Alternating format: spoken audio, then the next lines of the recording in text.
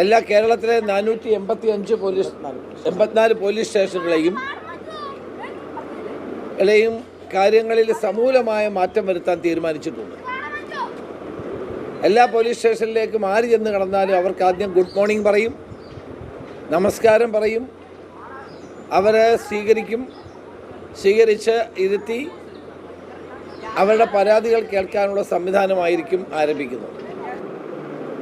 എല്ലാ പോലീസ് സ്റ്റേഷനുകളും വൃത്തിയായി സൂക്ഷിക്കാൻ ഉള്ള നടപടികൾ ആരംഭിക്കും.